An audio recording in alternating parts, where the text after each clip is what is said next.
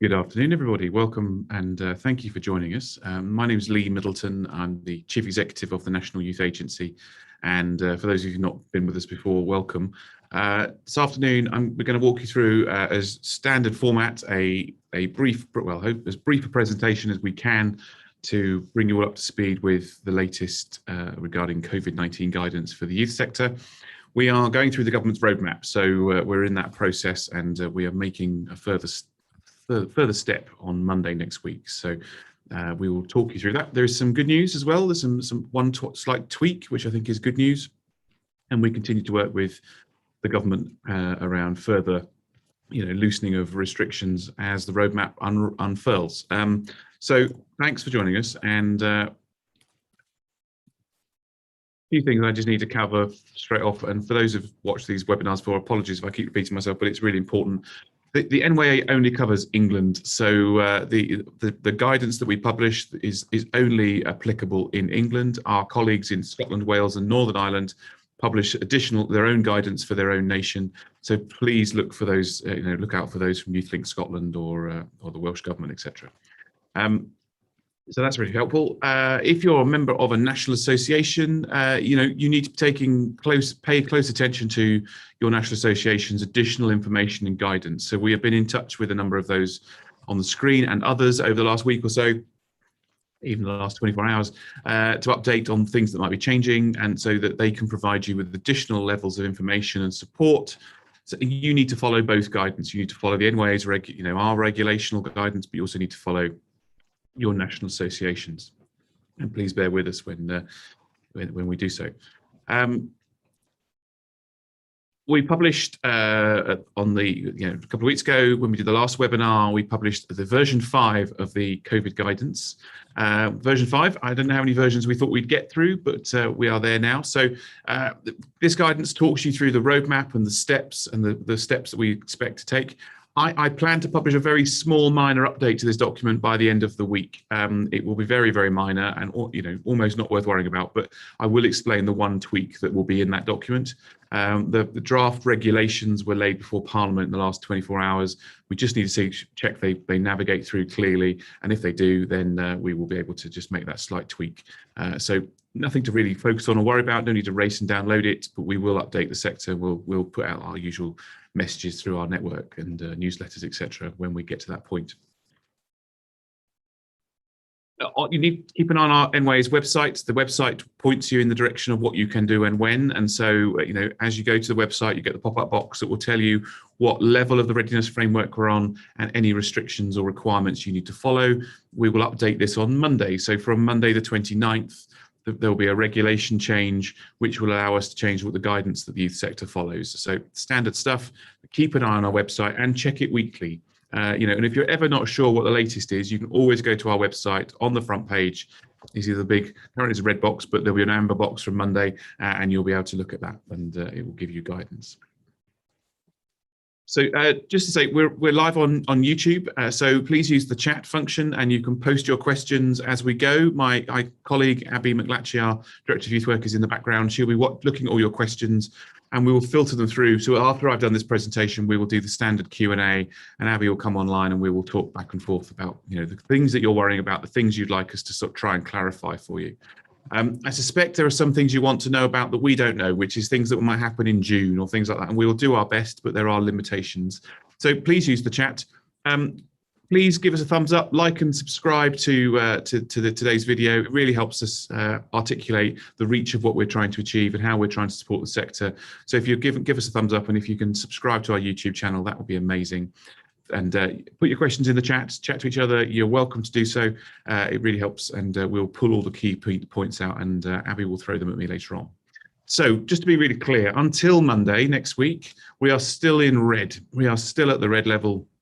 This means that we can do our online digital services for all young people, detached and outreach for young people, for all young people, one-to-one for all young people, no matter of need. Actually, for high need young people indoors, but in small group work, indoors and outdoors are allowed at the moment under red. We're fairly familiar with red. We've been in this lockdown scenario for quite some time. But the good news is, from Monday the 29th, we moved to what we've called 1B, step 1B. So there are 4 steps on the ladder.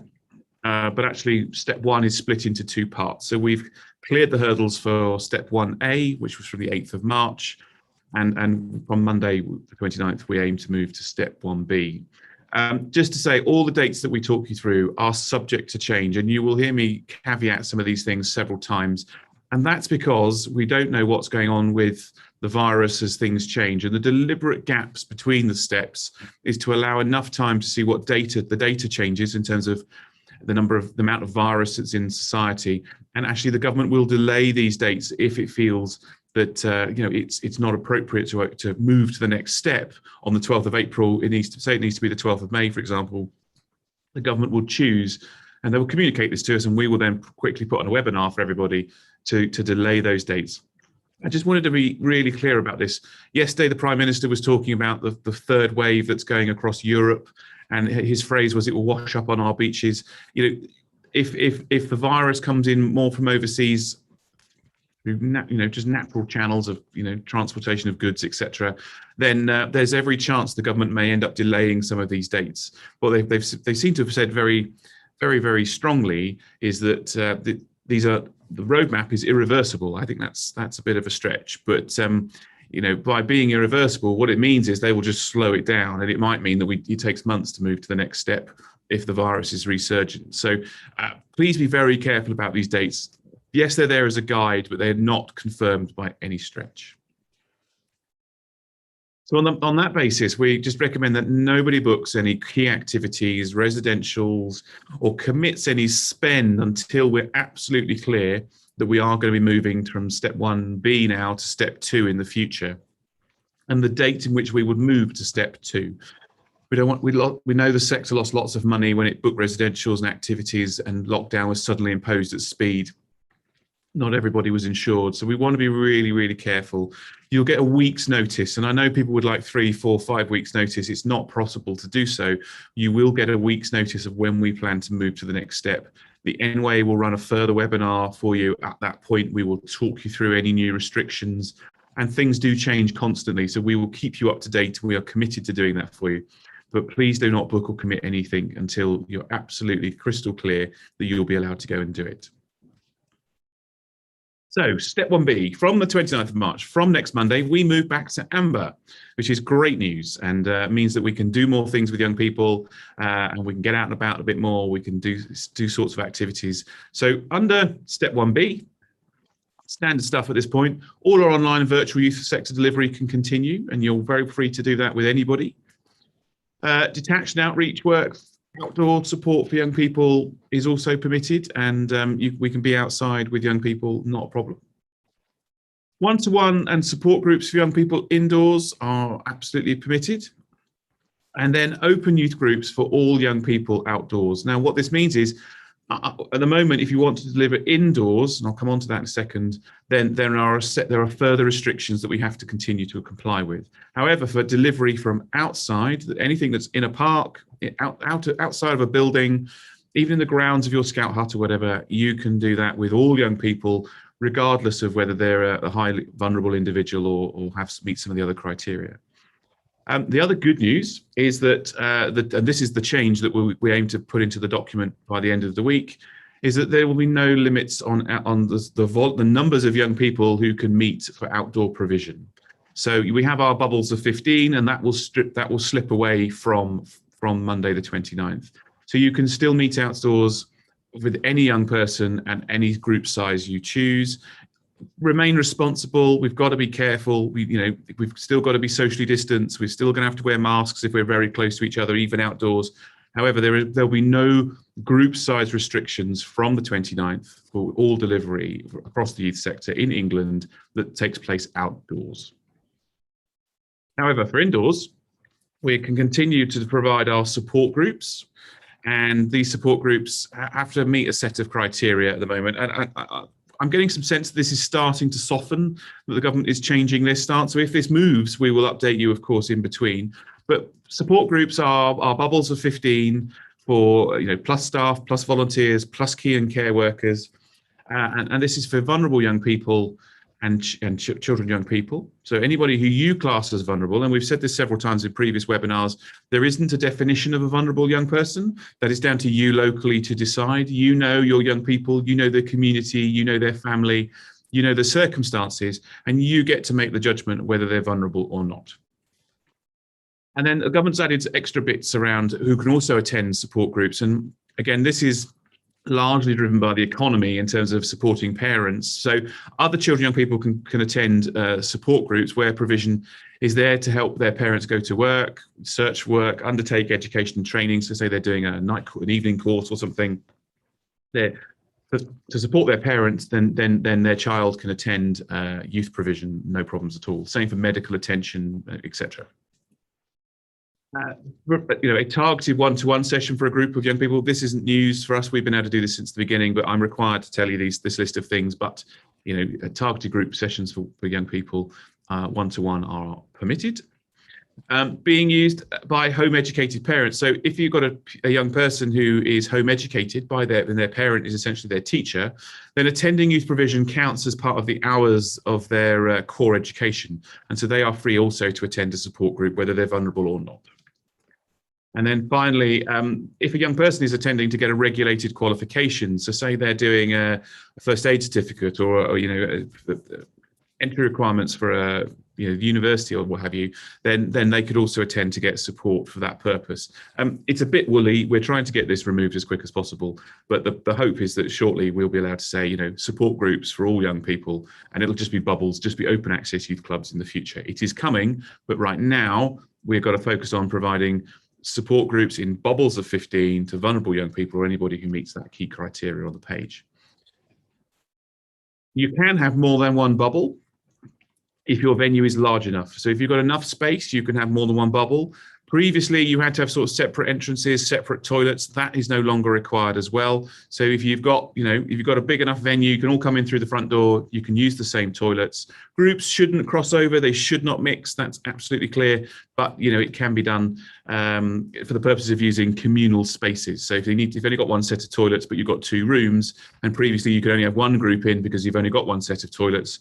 Now you could utilize the second room and you could have 2 groups. So we are getting better. We can do more things, but it is a slowly process opening this stuff up, but you'll be able to do that. A few other bits around 1B. So again, it's great that we're back at Amber.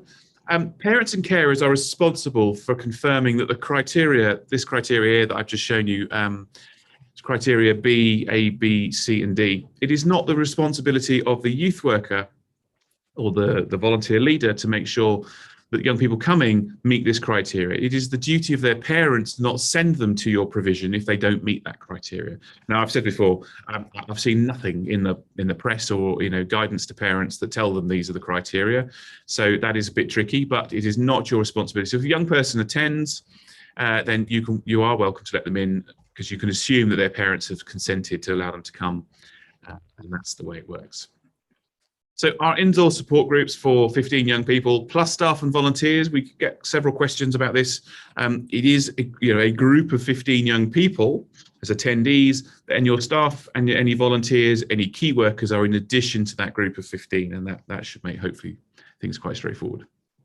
Support groups are by invite only, so that we need to be inviting these young people in to attend. And groups of bubbles should be fixed week to week where possible. It is recognised if you've got children or young people coming from multiple different school groups or different school locations, then it's not possible to keep them in the same bubble they are in the daytime in the evening. And so you can mix them up, but we should be trying to keep them in as consistent bubbles as possible. And that's the best way we can support the minimum transmission of the virus. So our outdoor services are now open to all. There are no bubble limits.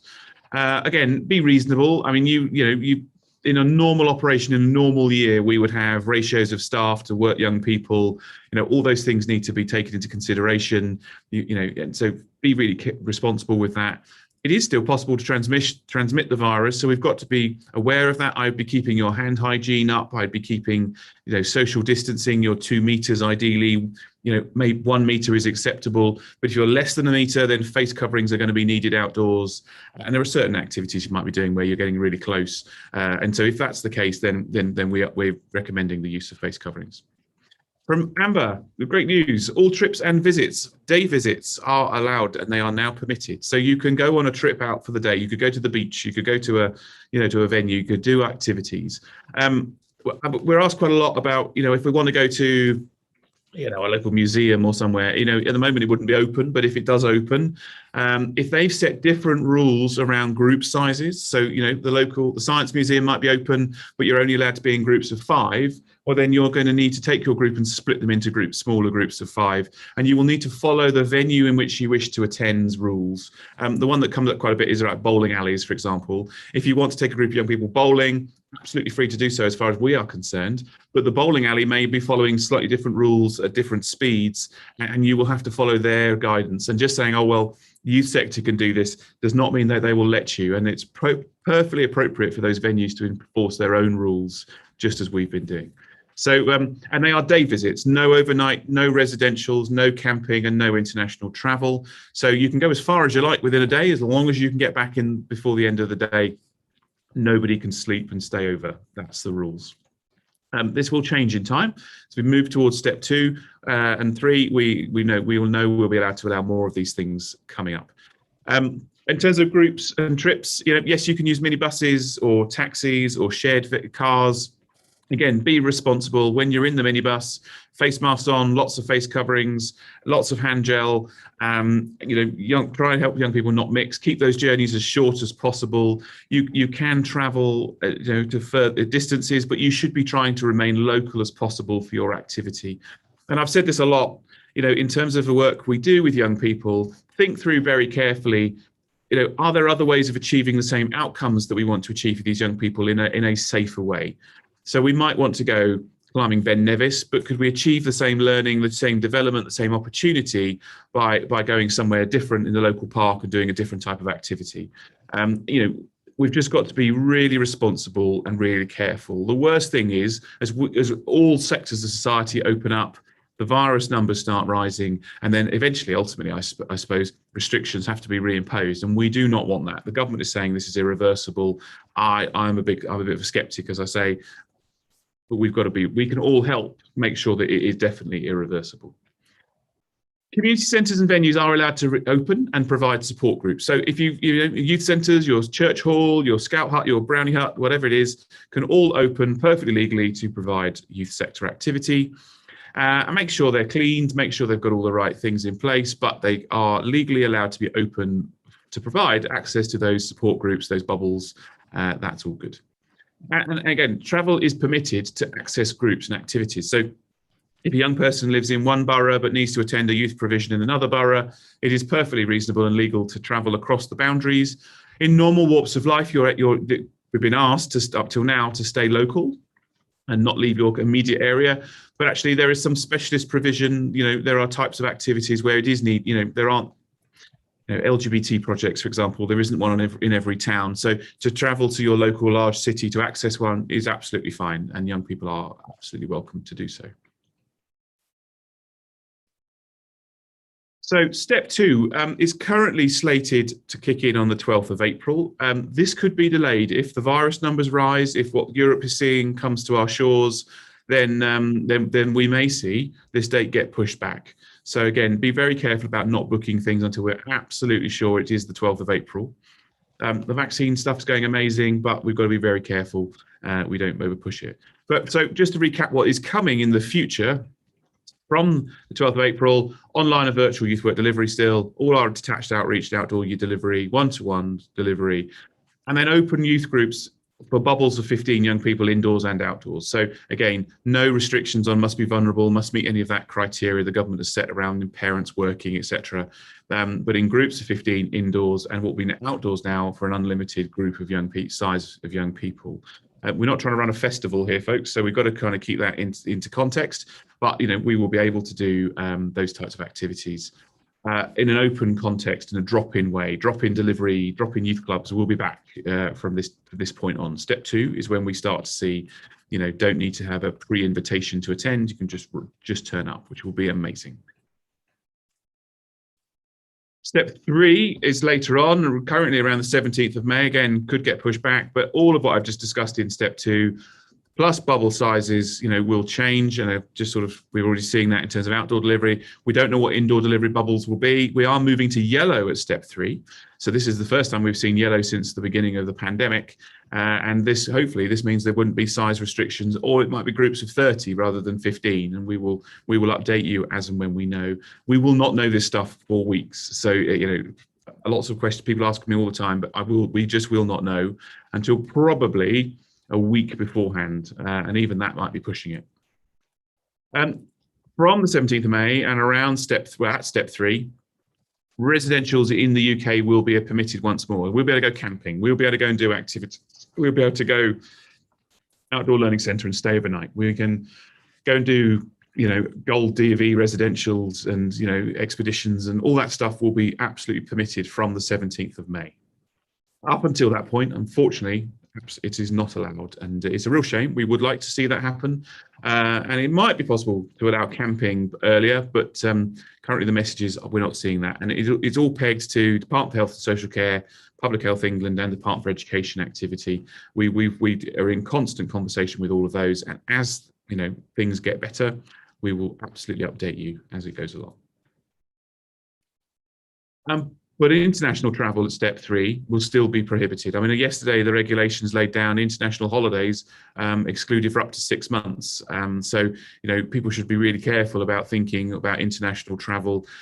If you want I've often been asked, and I've often said I can't see youth sector travelling abroad this year, really. And, it could be next 2022 before people get the real opportunity to start travelling.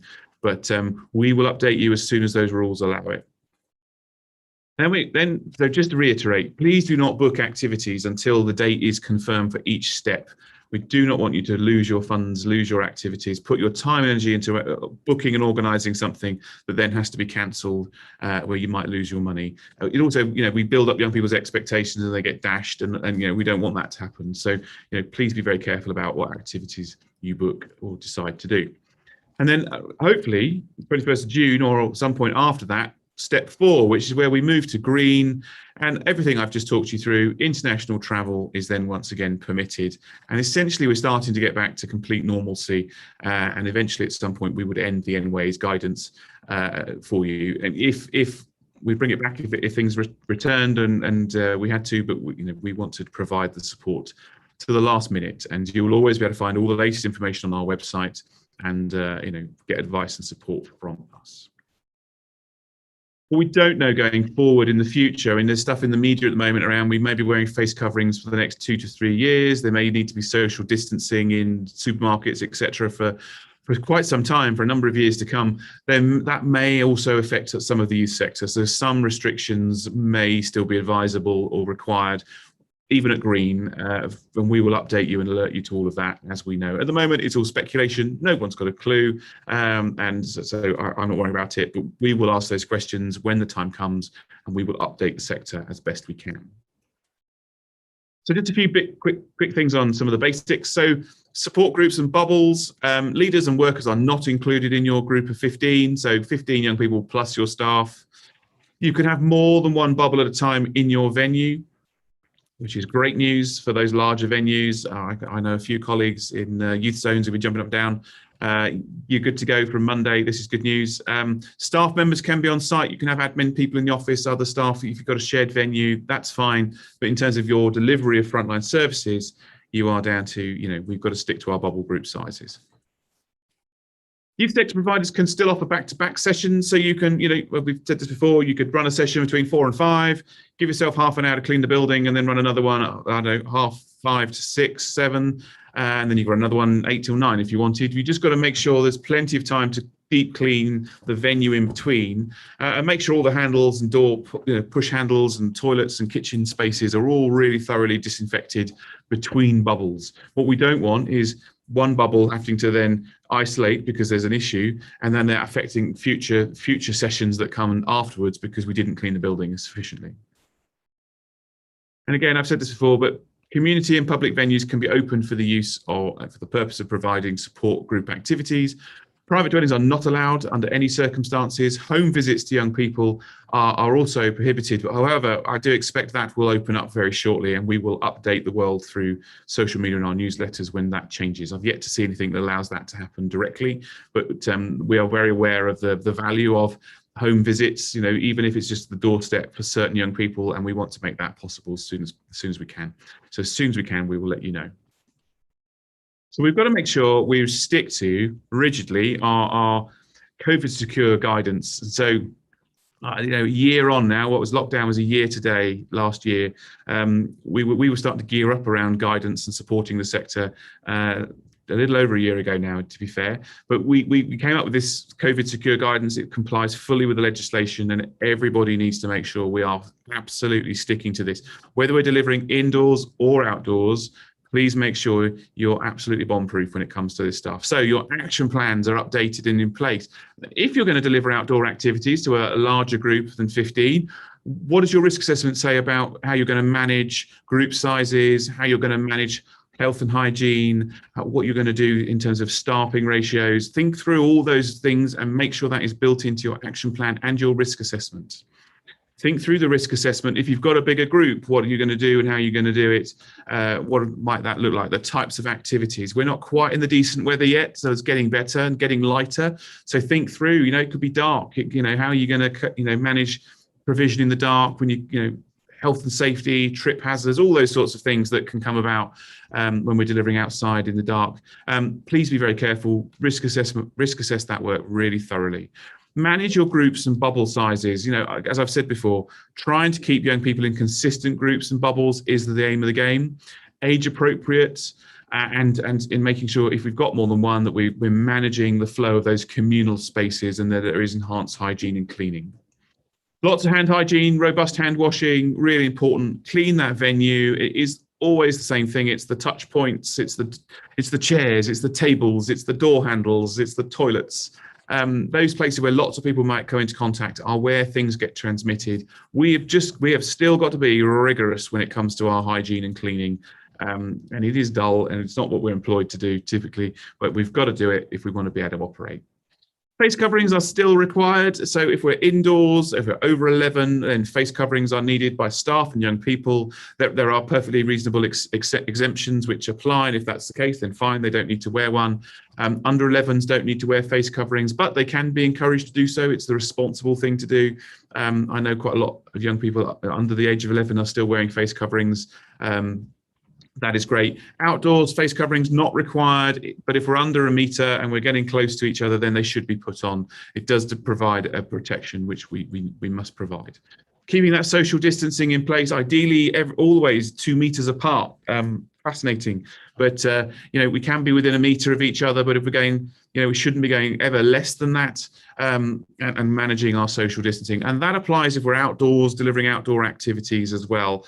The kind of gaps in that is if you're playing team contact sports, then if you're tackling somebody when you're playing football, for example, you're going to be much less than a metre. But the point is, a tackle is a quick activity. You're not staying very close to somebody very long because your aim is to get the ball off them and run away with it. So the opportunity to transmit the virus is minimal. Whereas if you're doing an activity where you're very sat close to each other, and if you're all around a campfire and everyone's sat on a log and you're all sort of arm to arm, actually you're well with it, less than a metre, not acceptable. Think that stuff through. And then if appropriate, and for those that are over 16, using the NHS Test and Trace app, and use that if appropriate. So all the guidance that we provide is on our website. You can download this, you can see the latest webinar. So this webinar we published to our website. We're always asked, can we publish the slides? The answer is no, I'm sorry. The words that come with the slides is just as important as the content on them. And so we encourage people to watch the YouTube video back. You can stop and pause and rewind and look at the slides on the screen just as well. But also listen back to the webinar, listen to the advice and guidance that we provide, not just now, and please stay for the Q&A. There's a lot of richness that comes out of the Q&A session every time because you guys are so amazing. You're trying to do so much great stuff for young people. You throw lots of questions at us, which is brilliant, and we love it. So again, in the chat, stick your questions down. Abby's there. She's watching away and she's collating all the questions, and we'll get onto that in a second. So a couple of last few things for us. The government's key messages of washing hands, covering your face and making space has not gone away. We must stick by this. Please take that on board. If you're delivering outdoor and detached youth work, then we have specific additional guidance with the Federation of Detached Youth Work. Real thanks to those colleagues there for creating this with us, and please go and have a look at that. It's all on our website. The Youth Work Support website is still up and running and is going, and has expanded actually in the last couple of weeks. We've added a whole load of new tools and resources around organisational resilience, how to raise funds, how to manage risk. So it's a lot of wealth of information there to support you to operate and run your provisions safely, or if the worst is coming and it's getting tricky, then to support you in how to manage the stress and strain of the financial situations and things like that. We are really aware that a lot of organisations are struggling, so we've worked with partners and UK Youth and others to create these tools and resources to help the youth sector. We're adding to this all the time, so please do take a look. A bit of a couple of plugs from us on a few things I wanted to just put on agenda. Our Routes to Success programme has run, I think it's nearly 15 webinars now on key topics. So there's stuff here around anger management, reflective practice, helping young people into employment, serious youth violence, doing youth work in rural settings. Again, look on our YouTube channel, you'll find the playlist there. And these are about an hour and a half long. Watch them. They are amazingly detailed. We've brought in external specialists and our own team of experts, and we've curated this series of webinars for everybody. So please take a look at the Routes to Success videos, and hopefully that's really useful. There is an entirely new training and development offer coming from us in April. Next time round, we'll update you on that, and it's incredibly exciting. Free support and resources for everybody to help you come back stronger from this pandemic. NYA has published a series of reports throughout the pandemic, and our latest report will be out around 2:30 today. This is called Outside Looking In. It's a partnership piece with Youth Employment UK, and it's focused on the role of youth work in supporting young people into employability and employment, and the challenges of young people's unemployment. Nearly 500,000 young people currently unemployed. That number is going to climb, we fear. Furlough will change things again. So a fascinating read. Please do take a look at this. It's calling for all sorts of support for young people. It's the latest in our, I think that's our series of 6 reports around COVID-19 and the impact on young people and youth work. So please take a look. And then the last plug from me is next week, we have a national conference called Momentum, which is part of our Equal Equity programme, which is focused on how the NYA, but also how the sector responds to the challenges around diversity and racial justice, and how what we're doing and what we want to be doing with you as the sector to tackle and challenge the injustices that exist, how we promote colleagues, black, brown, youth workers of colour, how we provide leadership opportunities, how we develop our practice to support young people better. Very much a practitioner-based event, but it's a day-long conference. Again, look on our website, look on our social media, come and join us. It's going to be an amazing event with some young people talking and some of the most amazing speakers I've seen for a long time. So please join us next week for our webinar and conference around our racial justice called Equal Equity. Brilliant. Right, so I'm going to stop it there, and I'm going to bring in my colleague Abby, who hopefully has been jotting down all the questions in the background. And Abby, you're there, my friend? I am, yes. And one moment, I'm just trying to turn my camera on for some reason. It's not allowing me to do so. There you go. Oh, there we go. Hi, everybody. Thank you very much. So I've been collating some of the questions, Lee. So if we can kind of start from some of the broad sector and then bring it down. So the first question was, can we be really clear what the age group is or the cohort is that this guidance applies to, please? Yes, this guides, anything the youth sector does. And that goes down to ages of 5 all the way up to 25 and maybe a bit beyond. Age is a challenge because certain young people maybe with special needs have different mental age, biological age versus their sort of character age. So, but our guidance is there for all ages that are involved in the youth sector activity. So, we've got Scouts and Guide groups that operate from 4 and 5 year olds and we've got specialist projects for young carers or LGBT young people working way up to 25, 26. So our guidance covers that whole spectrum. At the moment, the rules and regulations are largely the same, or are the same for all ages. That may change in times because the government looks at as children as those that are under 18 and adults that are over 18, and there are slightly different rules for both parts. But yeah, at the moment, our guidance covers both groups in full. Thank you.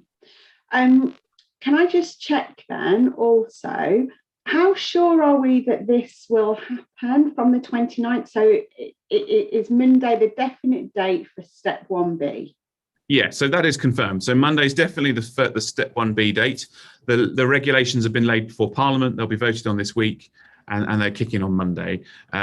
Step one was in 2 parts. So they kind of committed to step 1B at the point when in the 8th of March, when step 1A kicked in. The bit that we don't know is when will step 2 take place. That is due to be sort of further 2 weeks on from next Monday, but it could be they could add another 2 or 3 weeks to that if necessary. Hopefully not. Let's be optimistic. But step 1B is definitely happening on Monday.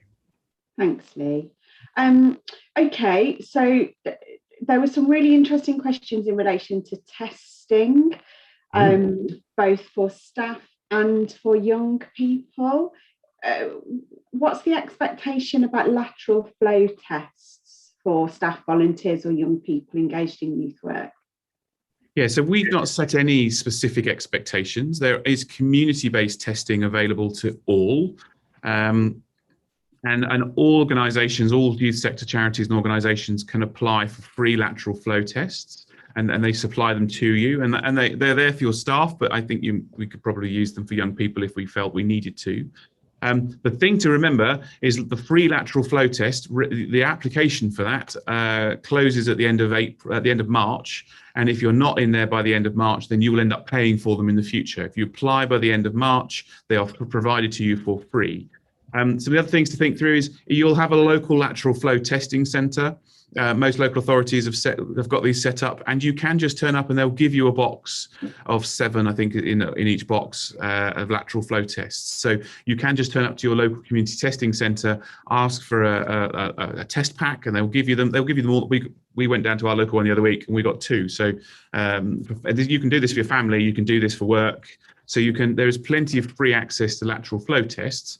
I would recommend everybody goes onto the website, the gov.uk website, and registers for free access to lateral flow tests, because we don't know how long we're going to need them for, but they'll be, if you can get them for nothing, even better. I will just say the process to apply for them is quite clunky. And I would just say make it up as best you can, fill in the boxes and just make sure you get registered. It requires you to sort of put in company numbers and all sorts of things like that. That's intended because it's intended for mostly businesses. Charities have slightly different rules. So just do your best. You'll get through. It is doable. Thanks, Lee. A question's just come in related to this, but it seems to fit nicely here. So there's a question about vaccinations for volunteers. So if you've got staff or volunteers that would be considered vulnerable, would you advise recommending people get vaccinated before they get back involved in face-to-face work, or is that a personal discretion thing? What advice can you provide around that? Yeah, so that's a decision between you and your GP or that member of staff and their medical professional. It's not something the NYA can advise on. Look at your risk assessments, and actually, if they're very vulnerable, or they are vulnerable, you need to be thinking very carefully. Do they need to work? Do we need to open? Should we be delaying until people have been vaccinated? The key thing to remember with vaccines is, you get the jab in your arm, you don't get protection on day one. It takes 3 to 4 weeks before you start to build your defenses. This is why they put it 12 weeks in between. It can take quite some time for you to get the full benefit of a vaccine. So I wouldn't want people to say, I go get the jab and I can open a youth club the following week, because you won't have protection at that point. It will take weeks before it kicks in. But it is a personal choice, and it's something for you to discuss as a staff member with your managers or leaders, and it's something to consider very carefully in your risk assessment. If necessary, I would discuss that with a medical professional. Thanks, Lee. Lots of questions about transportation, both for staff and for young people. Simple question: is it okay for staff to share lifts routes? And is it okay to use minibuses or cars to transport young people during stage 1B? Yes, all those things are doable. You should be minimising physical contact or personal contact. So if you're sharing a car, can they sit in the back rather than sit in the passenger seat in the front? So there's a distance between you. Whenever I was ever transporting young people, I'd always be putting them in the back anyway. The sort of safeguarding point of view. You can use minibuses, but you should be, face coverings should be worn, basic protections, hand hygiene, hand sanitizer should be put in place. The goal is to go and do stuff, is to be able to get out there and support young people and have fun and enjoy ourselves. We've just got to do it in a responsible way. So yes, you can transport. Yes, we can get taxis, get on a train, get a minibus, all that is acceptable, but risk assess it, think it through. And again, if there are really clinically vulnerable individuals, maybe they shouldn't be invited to take part in that activity. And actually, if that gives you an equality issue, because excluding them is not fair, then do you do that activity, or do you find another way of engaging young people and think through the equality challenge that can bring? But yes, we can jump in the bus, we can go and do activities, but face coverings, good hand hygiene, those sort of things need to be really key. Brilliant. So building on that point of hygiene and cleanliness, then we had a couple of questions related to cleaning regimes for centres. So what's the expectation about types of cleaning that should happen between groups that are operating indoors? So does there need to be a professional clean done between group A meeting in the morning and group B in the afternoon, for example? Yeah, no, I think we've just got to be pragmatic. If someone can go around with some, Jif sterilite, some antibacterial spray, wipe down the tables, wipe down chairs, door handles, kitchen worktops, that would pretty much cover you. Any shared equipment. So if the previous group used keyboards or what have you, then just give them a puff and wipe them down. That's you're looking for the points where young people or staff will have constant contact, and so those things should be cleaned. I would be encouraging you to clean those things during your session as well. So if you're using computers in your youth club, and then one young person jumps off because another one wants to jump on, well, the keyboard and mouse should be washed and cleaned before the next person uses it, because perfect is all in your fingers, isn't it? So you're going to pick it all up and transmit the virus. So yes, so no need to get in a professional deep cleaner in between sessions, but just a bit of sense would be great. Thank you. So if young people aren't able to access provision, or if you're not running face-to-face provision, are you at stage 1B allowed to do either one-to-one support in a young person's home or in the perimeters of their home, or are you allowed to drop things off to a young person at their home? Yeah, so you can absolutely drop stuff off. We can, there's been lots of youth workers doing amazing stuff with resource packs and food gifts and all sorts of activity stuff that can be left on the doorstep. But currently, if you get a delivery from Amazon or a parcel, they'll knock on your door, you open it, they should leave it on the mat and then shut the door again. Same thing should apply. You can turn up, drop a parcel off and go. You can't enter their home. Full stop. So you could meet them in the park, you could meet them on the garden wall, but you couldn't, and you can't go in their back garden, you can't go in their front garden, but you can't go in their house. Thank you. Okay, so there's quite a few questions about delivering outdoor activities, Lee. There was a question about outdoor activities for larger groups of young people. So would it be acceptable, for example, to take 30 young people on a hike because it's in a public space? Yeah, that would be fine now. So that would be not a problem. Again, got to make sure young people are staying 1 to 2 meters apart, as they, so can't be walking side by side so easily. You've got to be spread out as a group. But yeah, no, there's nothing stopping us doing day expeditions, day hikes, those kinds of things with large groups, but you need to be making sure people are spread out. Same hygiene things I'd be making to apply. The thing is, the virus spreads it's much harder to pick up the virus if you're outdoors. And believe it or not, if it's a windy day, it's a double winner, because the virus gets blown away when you breathe out. So you can do more activities as we like outside, but we just got to be a bit more just do our risk assessments and think through how in this activity might this virus transmit, and think that stuff through. But yeah, no, a group walk outdoors for 30, not a problem. Fab, thank you. So bringing it back indoors then, is it okay during stage 1B to deliver training for different group sizes of staff indoors? It is. So so staff are treated quite separately, and our guidance covers you for delivery of frontline youth services. We don't have a specific section around staff training, although we have added a paragraph in the document.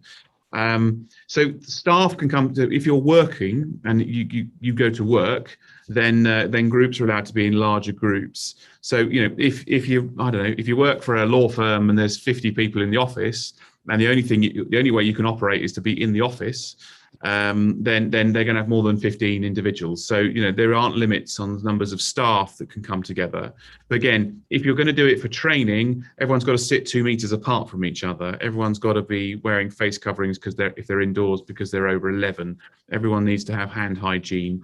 You know, so there are some additional challenges you need to think through. You can't do residentials at this point because overnight stays and holidays and things are not allowed, but you could do a day training session for 20 people in a room if they're sat 2 meters apart and, you know, having an interesting time. But you think through the types of activities you want to do. Icebreakers, you know, can't have a thing where you throw a ball around and say what your favorite biscuit is, because you can't throw a ball around. You could say your favorite biscuit, but you're going to have to think through the types of activities.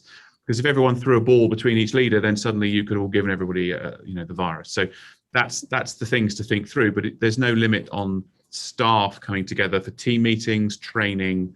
You just got to be spread out. Thank you. And what about working with your support bubbles indoors then?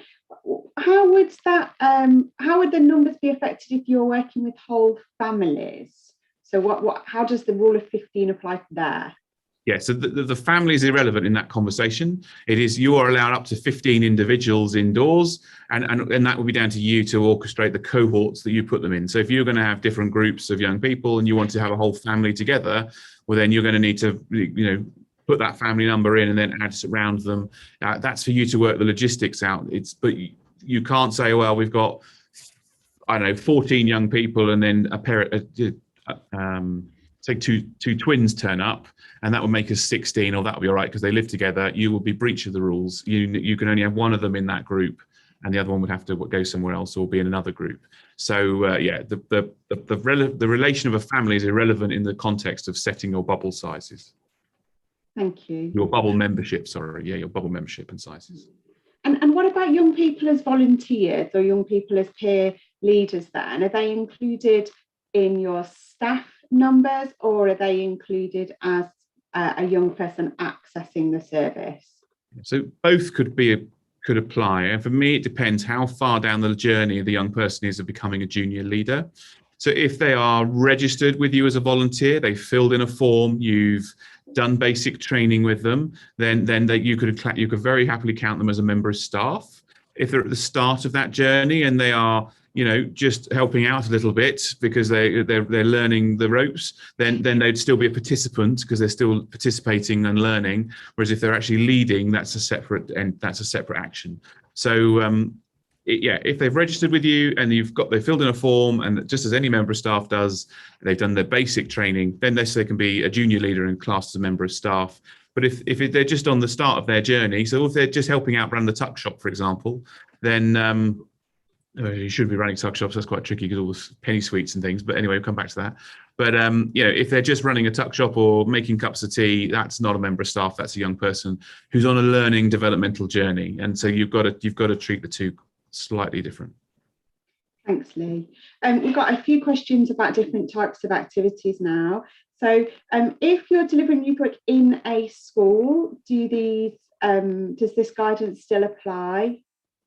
No, in short, it doesn't. So if you're delivering the activity in school on school premises, then you need to follow the department. The school will give you the rules and regulations in which you need to comply with. And so there's additional. The Department for Education has provided schools with regulations and guidance of how schools operate, and you will need to follow and operate within the school's rules. Now, if you're taking a group of young people and you're taking them off school site to your youth centre or wherever you're delivering, well, then yes, our guidance would apply to the off school site activity. But you know, in principle, if you're going into a school to deliver, I don't know, team building activities or anger management programs for young people, then you need to follow the school's guidance. You also need to be officially and formally invited into the school by the head teacher or the school's leadership. And just because you were in before, do not assume they'll just welcome you straight back. Schools are doing an amazing job at the moment. Particularly if you're in secondary school with the 3 times a week lateral flow tests, it's a tricky place. And so, schools might go, we don't want you in just yet. We will have you back in good time. But right now, we're just coping with keeping the lights on and the door open. And you'll have to respect them on that one. Thanks, Lee. What about some of the different types of youth activities? So we had questions about, there was one that related to football. So can a youth football group start back up? And there was another one about, band activities, so music projects for young people, and another one about social action and community projects. So all of those kind of youth work environments would still be utilising this guidance, or should they be looking elsewhere? No. So our guidance would cover all of those key things. And the difference is, if you're a youth group that's doing a football tournament, a mini football session, then you follow the youth guidance. If you're a youth football club, and young people are coming to do football, only football, then that you'd follow the FA's guidance around community sport and football. If it's a youth project that just kicks footballs around and has a football activity, and then goes in and uses the coffee bar or Xbox, etc., and is more of a generic youth club, then the NYA guidance is your guidance to follow. All those other activities, you can play those activities, do those activities outside. Again, if you want to play football indoors, you're limited to your group sizes of up to 15 young people. Whereas if you're outdoors, you can have you've got more freedom now because you don't have the same restrictions on group sizes. Thank you. We've had quite a few questions that relate to later stages of the lockdown roadmap. So I'm very aware that you might not be able to give. We'll have a go.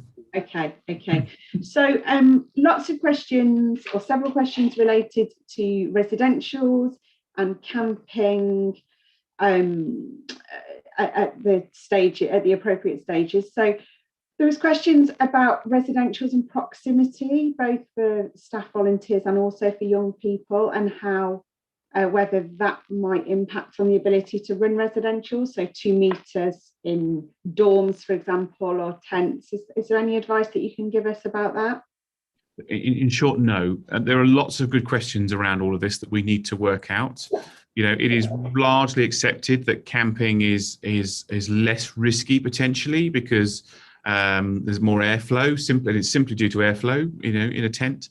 Although a properly zipped up tent, there's not going to be specific huge amounts of airflow. But in terms of proximity to indoor venues, dormitories, things like that, the reason pretty much there was a blanket ban on residentials was because if you've got shared rooms and things, then you've got people within less than 2 meters using the same toilets, en suites, etc.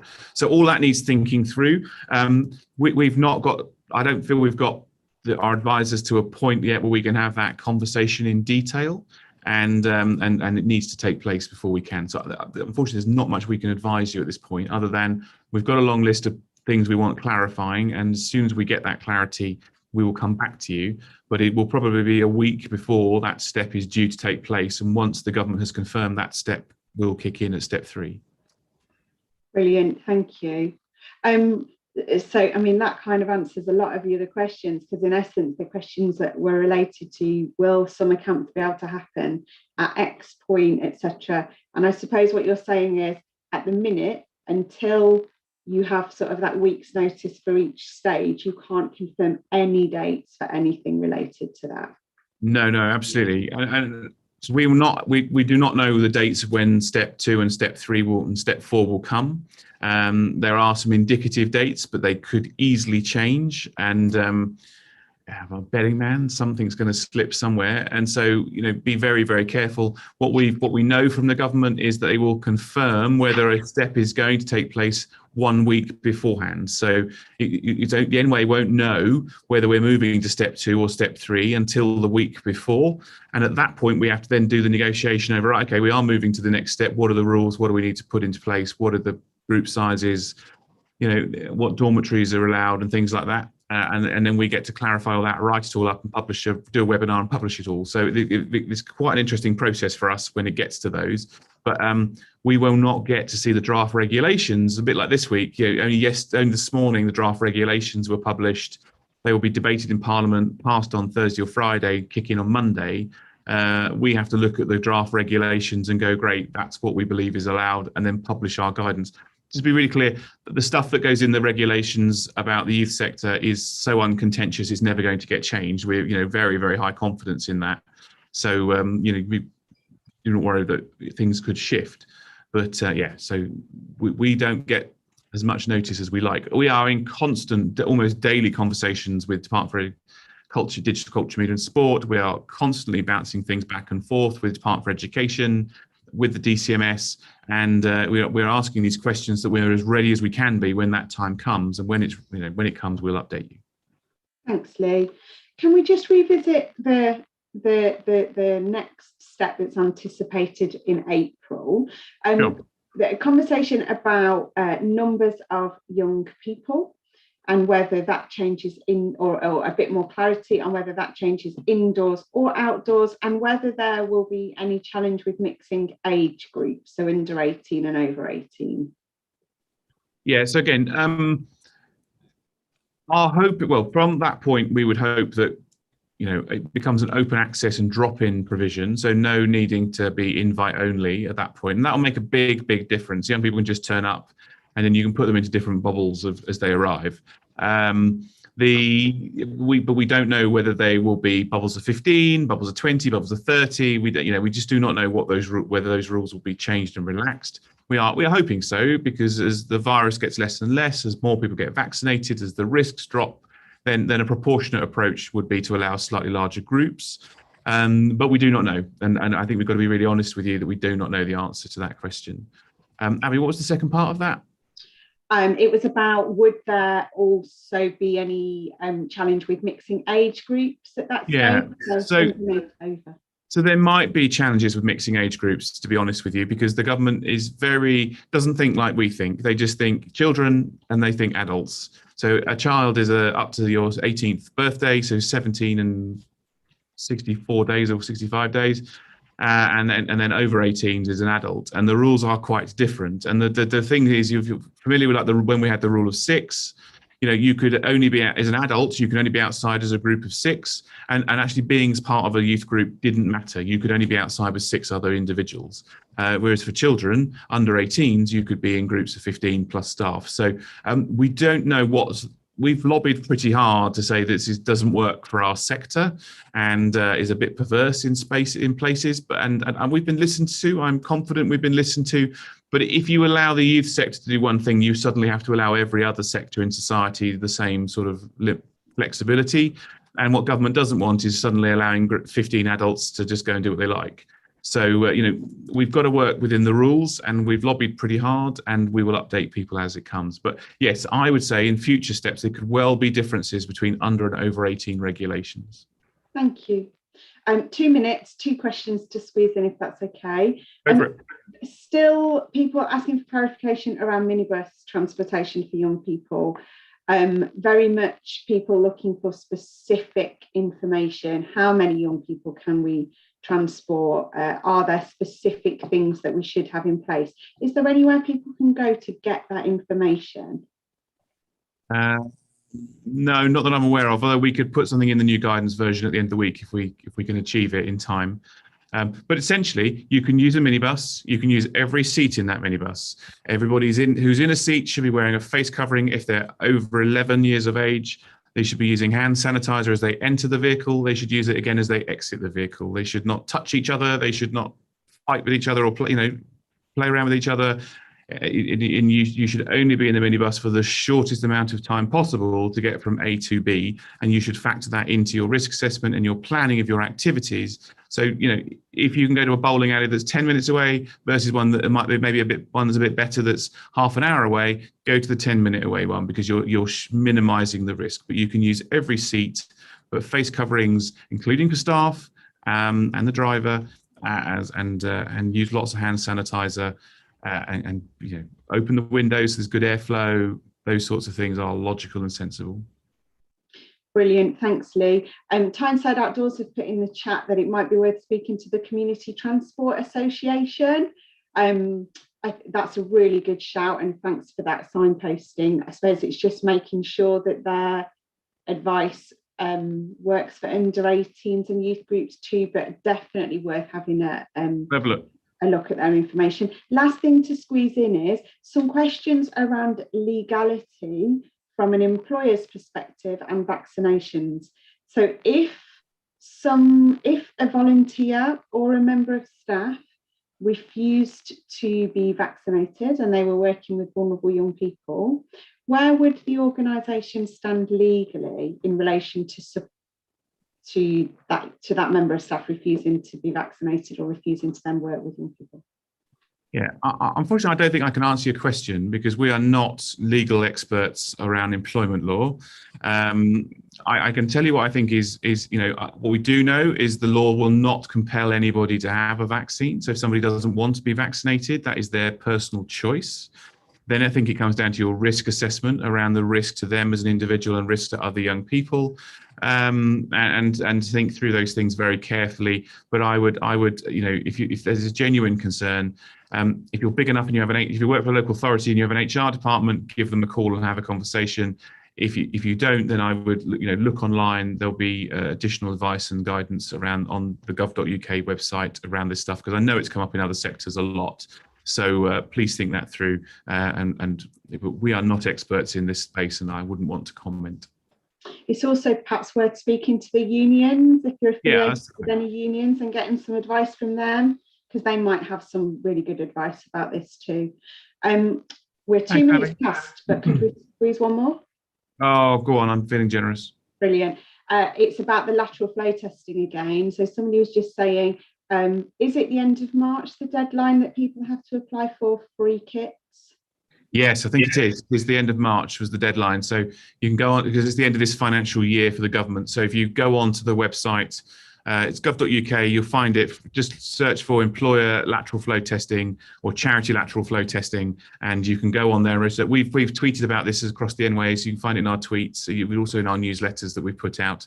And there'll be a new newsletter out in the not too distant future, and we'll make sure it's added there this week. But you can go on there, fill in the form. It's quite straightforward. It's quite a simple process. It's just not really designed for our sector. So go on there, fill in as much of the information, hit submit, and make sure you're registered. Brilliant. Thank you. Thank you, Abby. No problem. Thanks a lot. So thanks for your time, and colleagues, thanks for joining us. And it's been a privilege to support you all again. Keep in touch, sign up to the NYA network, follow us on all our social media channels as things shift and change. And if they shift in between, the best way to know first is to sign up to the NYA network and follow us on Twitter and Facebook, etc. And we will do our best to support you as always.